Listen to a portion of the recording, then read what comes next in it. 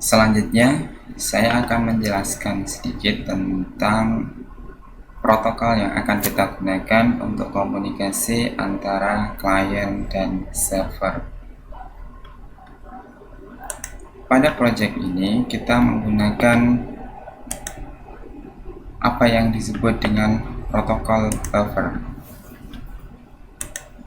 Nah, protokol buffer ini sebenarnya adalah semacam tipe data atau protokol yang dibuat oleh Google dan digunakan secara masif pada aplikasi-aplikasi internal mereka.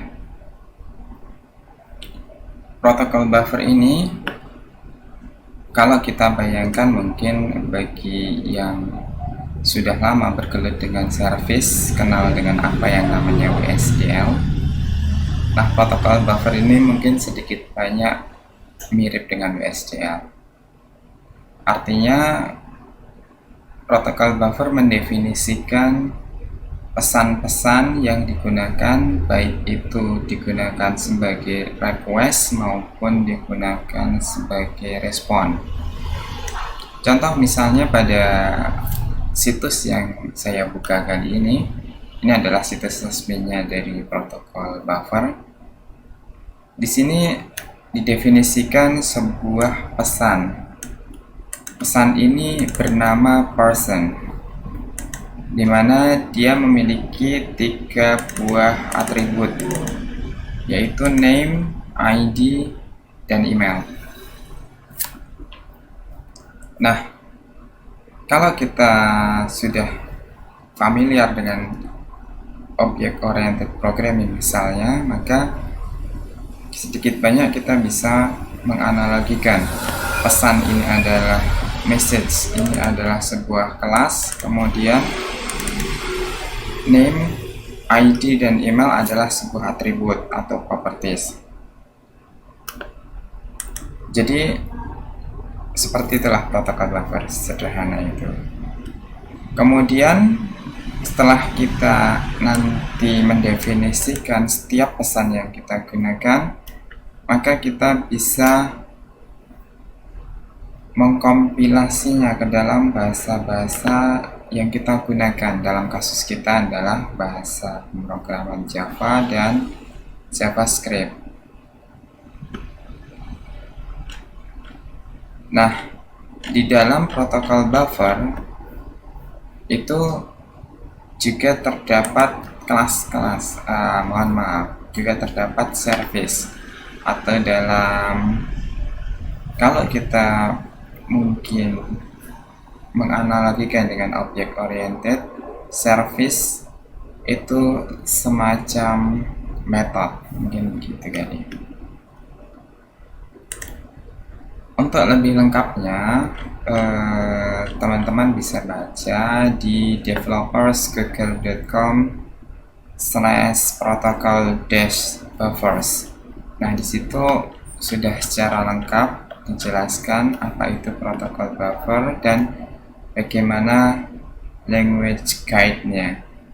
Nah, jadi protokol buffer ini memiliki 2 versi ya, yaitu Proto 2 dan Proto 3. Proto 2 ini mungkin bisa kita katakan legacy gitu. Jadi tidak digunakan lagi.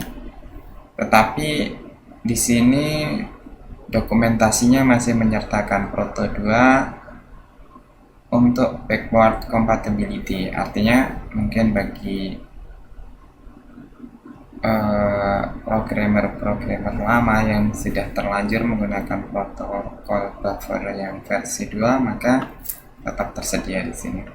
Tetapi untuk project-project baru lebih direkomendasikan untuk menggunakan protokol buffer versi 3. Protokol buffer versi 3 ini mungkin hampir mirip dengan protokol buffer versi 2, hanya saja mungkin perbedaan yang paling signifikan adalah peniadaan tipe required dan optional. Jadi kalau di protokol buffer 2 kita bisa mendefinisikan suatu pesan itu sebagai required atau optional, Maka pada protokol buffer 3 tidak demikian. Semua atribut itu adalah opsional. Lantas bagaimana kalau misalnya suatu atribut tersebut wajib ada isinya? Maka kita bisa definisikan itu pada saat implementasi. Nah, kemudian apa saja sih pesan-pesan yang disupport oleh protokol buffer? Nah, mostly sebagian besarnya yang disupport oleh protokol buffer itu adalah tipe data yang bersifat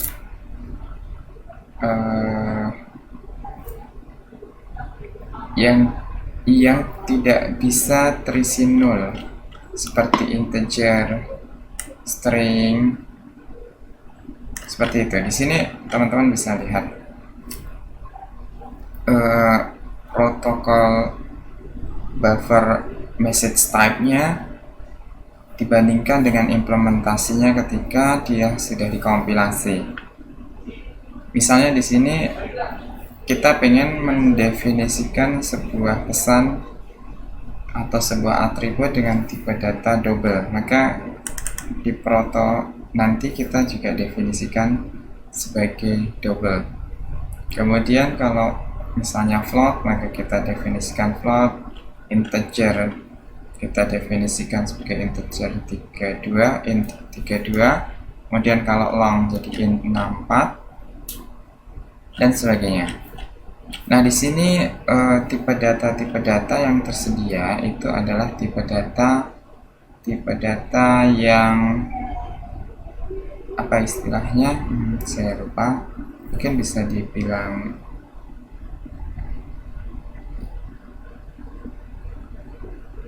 yang di sini tidak bisa nol lah intinya. Istilahnya saya lupa, mungkin nanti akan saya koreksi. Nah, kemudian karena saya baru ingat, istilahnya adalah tipe data yang bersifat primitif. Nah, tipe data yang bersifat primitif itu tidak mendukung nol. Jadi di sini nanti setiap tipe data itu akan memiliki default values.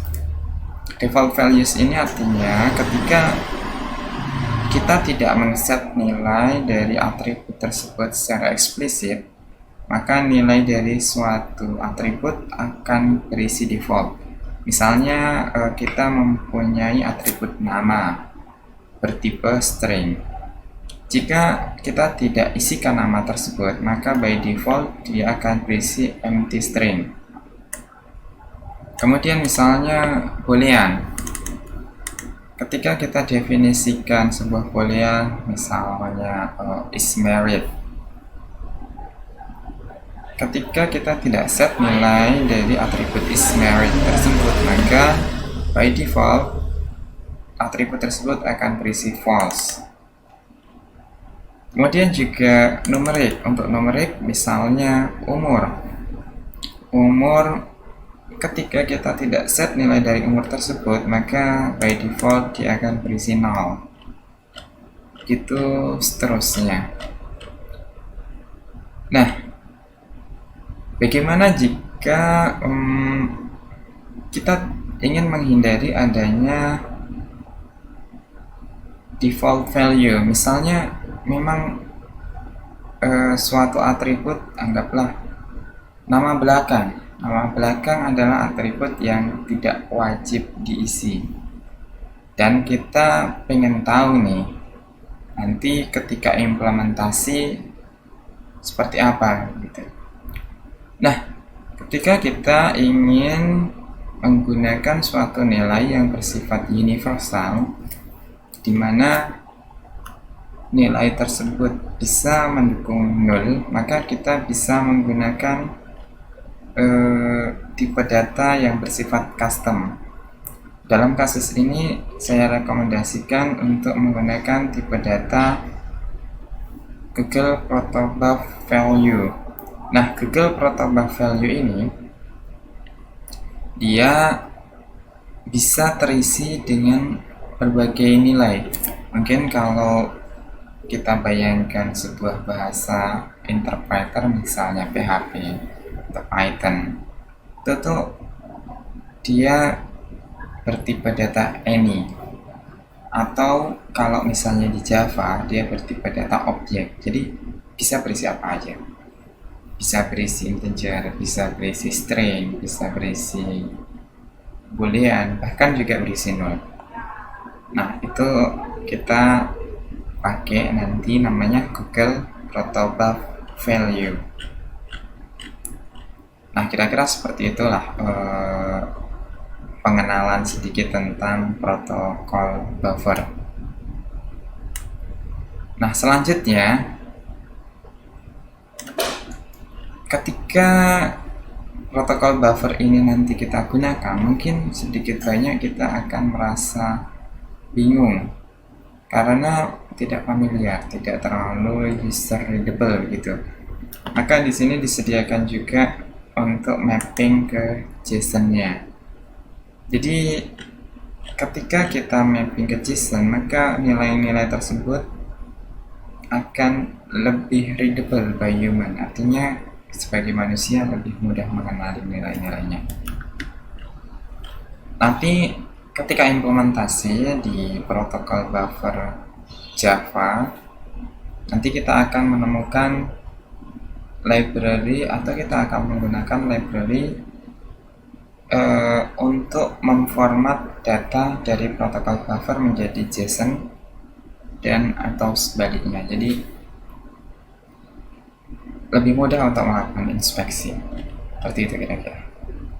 Itu sedikit tentang protokol buffer. Selanjutnya kita masuk ke pengenalan sedikit tentang gRPC. Nah, gRPC ini adalah, kalau tadi protokol buffer itu adalah suatu standar atau pesan atau definisi, mungkin bisa bilang seperti itu, atau dalam kata lain bisa kita juga katakan sebagai kontrak, maka gRPC ini adalah sebuah protokol yang sama diciptakan oleh Google juga untuk kepentingan internal mereka yang sudah dirilis secara publik.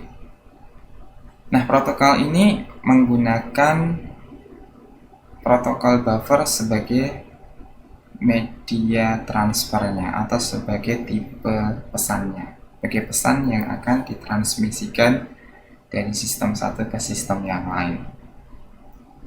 gRPC ini mungkin kalau teman-teman familiar dengan RESTful API atau biasa disebut dengan REST saja atau juga sering disebut dengan Web API, maka ini kurang lebih sedikit banyak sama. Samanya adalah gRPC juga disebut dengan API yang menggunakan protokol buffer sebagai definisinya, atau menggunakan protokol buffer sebagai kontraknya. Nah, kontrak itu untuk memastikan nilai yang dikirimkan oleh klien atau yang direquest oleh klien itu cocok dengan apa yang dimiliki oleh si server, sehingga server akan merespon berdasarkan kontrak yang disertakan. Nanti pada saat implementasi kita akan coba masuk lebih detail ke situ. Tapi secara umum gRPC ini adalah suatu protokol yang diciptakan Google dan memanfaatkan protokol buffer sebagai pesannya. Nah, kemudian kalau memang mirip dengan REST, lantas apa istimewanya? Istimewanya adalah gRPC menggunakan HTTP 2 sebagai protokolnya. Jika umumnya REST itu menggunakan HTTP 1.1, maka gRPC menggunakan HTTP 2. HTTP 2 memiliki kecepatan transfer yang jauh lebih cepat. Kemudian HTTP 2 juga mendukung multiplexing, yang artinya dalam satu waktu dia bisa mentransfer pesan dalam jumlah besar. Kemudian juga keunggulannya adalah dalam satu koneksi, satu ACK gitu. Kalau HTTP itu kan biasanya menggunakan acknowledgement ya. Jadi dalam sekali ACK dia bisa mentransfer banyak pesan. Berbeda dengan HTTP 1.1 yang setiap kali request dilakukan maka harus ada acknowledgement-nya, yang mana itu akan mengurangi latensi. Maksudnya dengan peniadaan acknowledgement untuk setiap request maka latensinya akan jauh berkurang. Artinya pesan juga akan jauh lebih cepat sampai. Juga keunggulannya lagi HTTP 2 ini adalah selain tadi lebih cepat, multiplexing, kemudian latensinya lebih rendah, dia juga lebih kekinian. Agak aneh memang ya, cuman seperti itu. Artinya ke depan HTTP 2 ini akan lebih banyak digunakan. Seperti itu. Cuman memang ada sedikit drawback-nya, ada kekurangannya, terutama sisi browser. Jadi browser itu secara umum dia belum mengimplementasikan HTTP 2 kecuali kita mengkompilasinya secara custom dari source code-nya. Tapi jika yang dirilis oleh pabrikan atau perusahaan pembuat browser, misalnya dari Google Chrome atau dari Firefox, maka browser tersebut belum mendukung HTTP 2 out of the box. Tetapi untuk selain browser sudah mendukungnya. Misalnya ketika nanti kita menggunakan Electron by default bisa kita tambahkan HTTP 2. Begitu juga dengan klien-klien yang lain seperti Android maupun iOS. Nah, kemudian juga salah satu keunggulan gRPC ini dibandingkan dengan HTTP API atau REST API adalah dia mendukung bidirectional streaming. Jadi kalau di HTTP 2 server hanya merespon request dari klien, maka di gRPC server bisa memberikan respon tanpa klien minta. Artinya kalau di teknologi HTTP API mungkin ada istilah server send event, mungkin semacam itu, atau ada juga istilah lainnya socket.js misalnya, itu juga mendukung bidirectional. Cuman kalau teknologi seperti yang saya sebutkan tadi, server send event, kemudian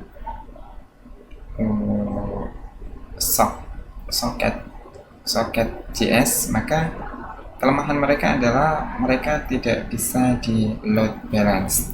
Artinya normalnya sebuah website kalau misalnya dia load-nya sudah terlalu besar, untuk menghindari load yang berlebih maka kita akan membuat load balancer di depannya. Server send event maupun socket.js tidak bisa menggunakan load balancer, sehingga tidak banyak diadaptasi oleh industri gitu.